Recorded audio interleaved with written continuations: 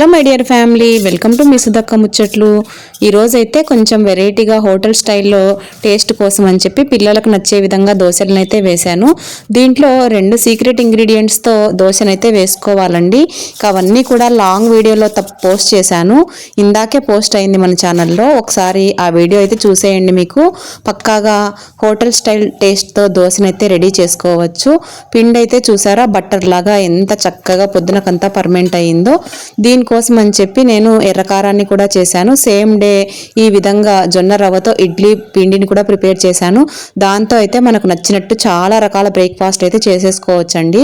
ఇప్పుడైతే దోశను వేసి చూపిస్తూ ఉన్నాను చూడండి. ఒక గరిటె పిండిని బాగా కాగిన పెన్నం మీద వేసి మనకు కావాల్సిన సైజులో స్ప్రెడ్ చేసుకుని పైన ఎర్రకారము అలానే నూనె వేసిన తర్వాత కొంచెం కాలిన తర్వాత పప్పుల పొడిని చల్లేసి దోశనైతే సర్వ్ చేసుకోవడమే అండి. పిల్లలకు ఎంతో నచ్చే దోశ. తప్పకుండా వీడియో చూడండి.